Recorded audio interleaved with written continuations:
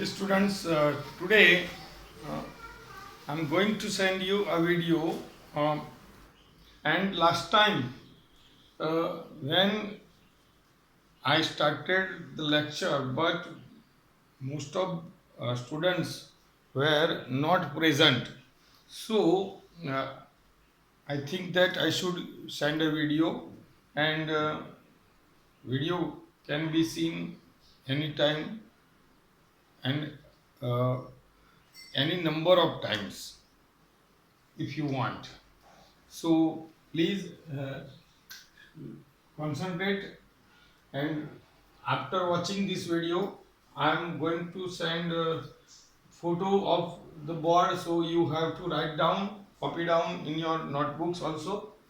So now in 4.11 uh, the calculation to be made to find out the radius.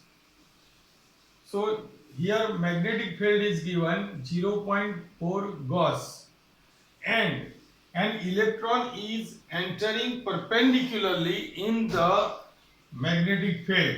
Here whatever I have show you, the cross shows that the magnetic field is inside the plane, and we have to show that how it uh, become the path of the electron circular.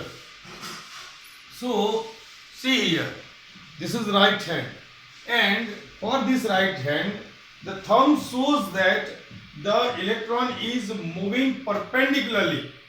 And see, this is the velocity, this is direction of electron, and this my finger, first finger, shows the direction of electric fields.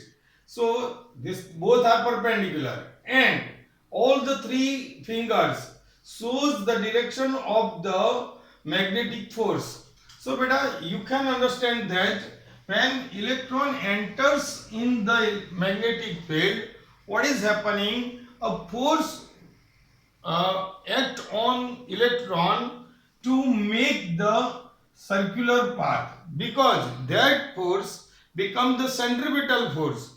Here the plane which is made by the V cross B, and here suppose this is a plane and that is made by V cross B, and the force must be perpendicular to the plane made by V cross B. So according to this formula also we can say that the magnetic force acts on electron. If it enters perpendicularly, the force becomes the centripetal force, and that's why we can write here centripetal force is equal to magnetic force. So mv square upon r, this is the formula of centripetal force, and qvb, why it is qvb? Here q v cross b, when I am removing cross I have to put there sin theta, and here both are perpendicular, so theta is 90, so sin 90 is equal to 1, it is EVB. Okay, mv upon r is equal to EB. So now this EB will move in denominator, so r is equal to MEV EB. So you have to apply only the values which are given over here, so you can find out the radius of the electron. Same thing is here in question number 4.11. all the values are given, and we have to find out the frequency of moment of the electron.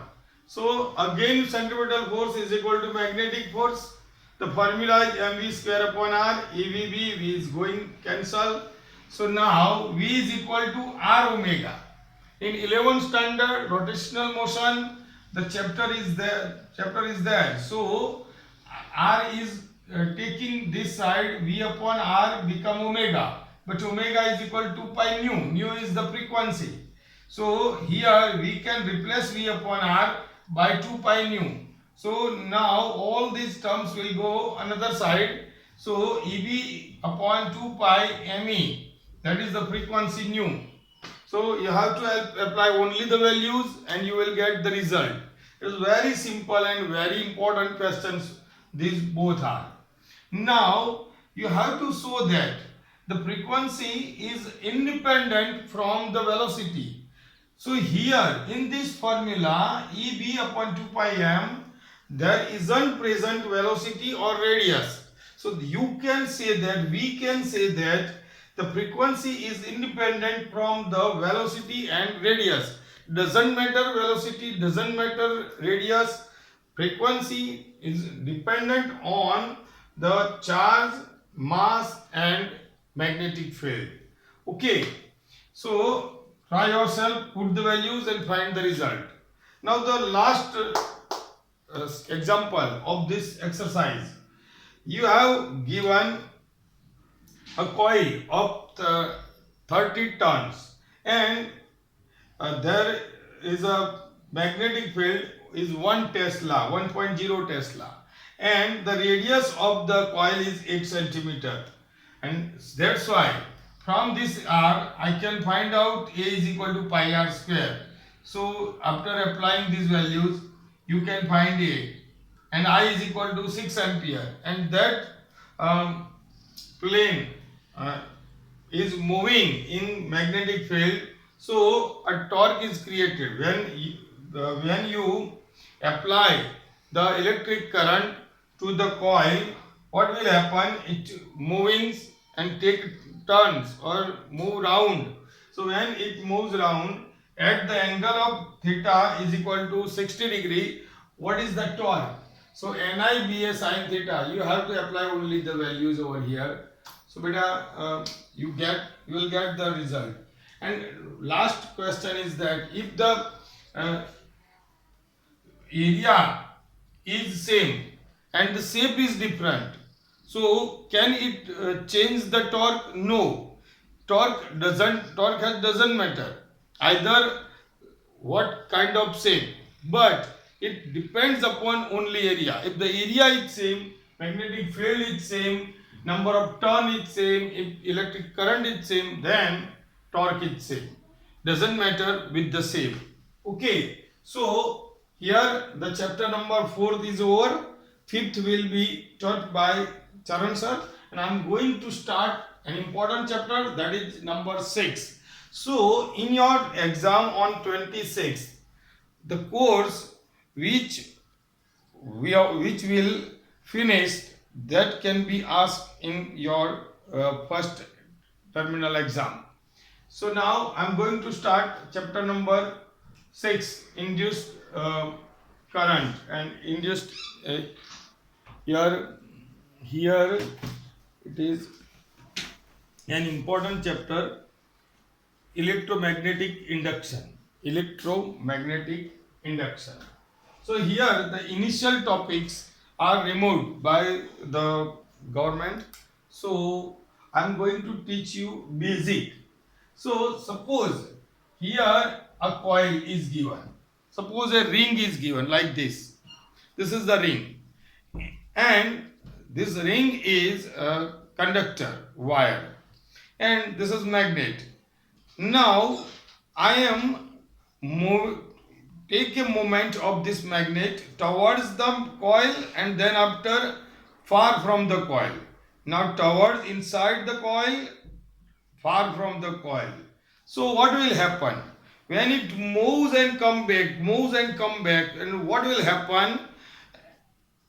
Electric current is passing through this coil. Here galvanometer is given, connected with the coil, with the ring. So when if the magnet is moving, so what will happen here? This galvanometer shows the reading that it moves. Okay, so that means some kind of current is present. But when suppose it moves like this, both are in same direction, if they move, then current will not present, will not produce, will not induce. So that means if we take movement opposite or sapex, that means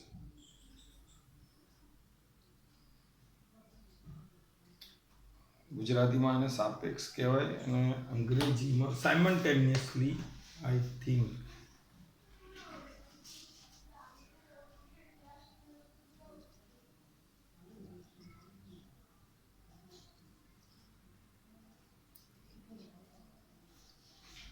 એક word છે